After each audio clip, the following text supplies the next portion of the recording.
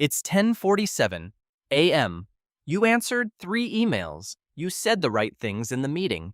You smiled when your coworker made a joke about something that happened last week that you barely remember. And since 8:23 this morning, since the exact moment you walked through the door and the fluorescent lights hit you and your boss asked you a question before your coat was off, you have been in a complete, cold, full-body shutdown. Not one person in that building can tell. That's the thing about this. It's invisible. Your fingers type. Your voice answers with the appropriate words in the appropriate order. Your face does the things faces are supposed to do in meetings.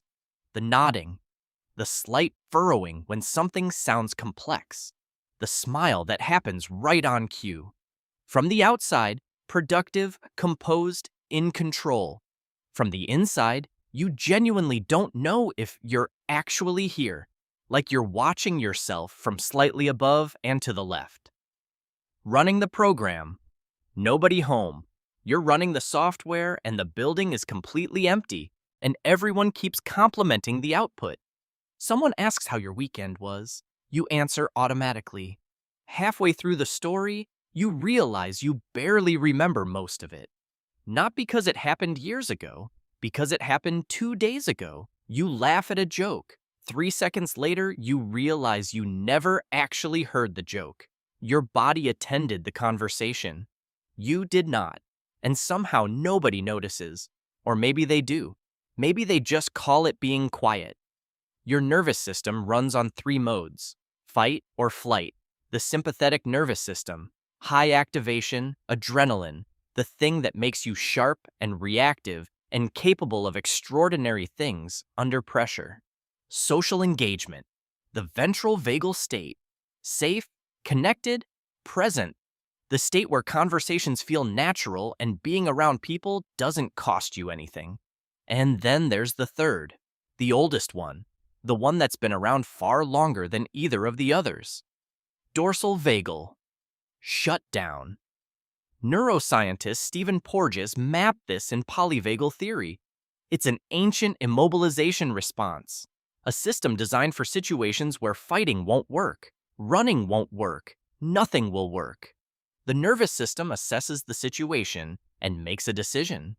Energy conservation, pain reduction, minimal engagement, the physiological equivalent of playing dead. Here's the catch.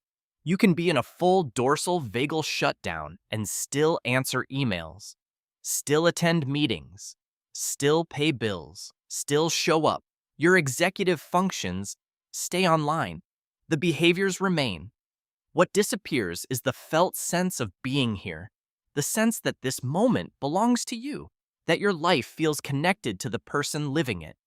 You're technically present, legally available, emotionally on a different continent. No return flight booked. Most people don't know exactly when it starts. Sometimes there's a trigger. A conversation that went badly, bad news, a conflict that never got resolved. Something that pushed an already overloaded system a little further. But more often it's cumulative. Weeks of stress, weeks of functioning, weeks of saying, "I'm fine," while your nervous system quietly collects evidence that you are not.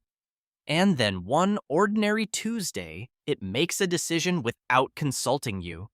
Minimum settings from here on. I'll keep you operational, but I'm done pretending this is sustainable. 3 things tend to show up when you're in functional freeze. Or more accurately, 3 things disappear. First, emotional warmth, not temperature, presence. You know how you're supposed to feel, you just can't access it. Good news arrives, bad news arrives. Somewhere inside you understand the difference. But both feel strangely muted, like your emotions moved behind soundproof glass. You can see them, you just can't hear them anymore. Second, air hunger. You're breathing. Objectively, your lungs are functioning, but every breath feels incomplete, like you're perpetually one good breath away from finally breathing properly. Many people describe it as anxiety. Others describe it as exhaustion. For some reason, it usually feels like both. Third, mechanical speech. Your words sound normal, your pacing sounds normal, your responses make sense, but it feels like you're reading from a script, performing a version of yourself. One that's convincing enough to get through the day. Meanwhile, the real you is sitting somewhere backstage wondering when the show ends. Research published in Frontiers in Psychology found that functional freeze is consistently misread by observers as composure, calmness, emotional stability. From the outside, you don't look overwhelmed. You look collected. You look resilient. You look like the person who's handling everything remarkably well. Meanwhile, you're thinking, I'm not entirely sure I'm still in here. That's one of the loneliest parts. People admire the exact thing that's hurting you. They look at your calm and think, I wish I handled stress like that. They don't realize the calm isn't peace. It's disconnection. The lights are dimmed to save power. Not because everything is okay. Cold water on the face helps, by the way. It activates the dive reflex, rapidly lowers heart rate, shifts the autonomic nervous system toward parasympathetic activation, gives the freeze response a route toward disengagement. Not a cure, just a door. A small reminder to the nervous system that another state is available. The freeze response isn't random. It usually develops in people whose nervous systems learned early that functioning was more important than feeling. People who managed other people's emotions before they had any room for their own. People who became responsible too young. People who learned that stress doesn't stop just because you're tired. So they kept going, and kept going, and kept going, until the nervous system learned a lesson. If we can't escape the stress, we'll disconnect from it. The freeze wasn't weakness, it was adaptation. The problem is that adaptations don't always expire when the danger does. Years later, the system is still running the same software. Different situation, same response. Because your nervous system cares far more about familiarity than accuracy. If a situation feels similar enough to something overwhelming from the past, it may react the same way, even when you're objectively safe. You get home, close the door, the performance ends. And suddenly the exhaustion arrives. Not the exhaustion of someone who worked hard today, the exhaustion of someone who spent all day pretending to be present. Someone who spent 8 hours as the ambassador for a country they haven't visited in weeks. The commute back into your own body is brutal. And then comes the social cost, the part almost nobody talks about. When you're in chronic freeze, you're performing presence, not experiencing it. Conversations happen, but they don't land. Someone tells you something meaningful. You respond correctly. You care. At least you think you do. But the emotional connection never fully arrives. You're doing relationship work without accessing the relational experience. And over time, people start feeling it. A slight distance, a slight flatness, a sense that you're there, but somehow unreachable. Some people stop sharing, some people stop trying. Not because they stopped caring, because eventually people stop knocking on doors that never seem to open, even when someone is still inside. Recovery from functional freeze isn't about trying harder. Trying harder while frozen is like pressing the gas pedal with the parking brake on. You just create more strain. Recovery is slower than that, less dramatic than that.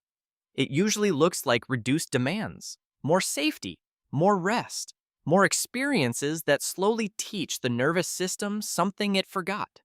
Being present doesn't always hurt. The goal isn't to prevent freeze from ever happening again. The goal is to recognize it sooner, to shorten the distance between leaving and returning, to understand what is happening while it's happening, instead of spending weeks fighting a battle against yourself. The people around you think you've been here the whole time. They saw you answer the emails, attend the meetings, smile at the right moments, show up every day. From the outside, nothing looked wrong. But functional freeze was never about disappearing. It's about becoming invisible to yourself. And maybe the first step isn't forcing yourself to be present. Maybe it's understanding why part of you felt the need to leave in the first place. Because the freeze was never your enemy, it was protection. An old solution to an old problem. Your job isn't to hate it. Your job is to slowly teach your nervous system that it doesn't have to work this hard anymore. That being here is safe. That coming back is safe.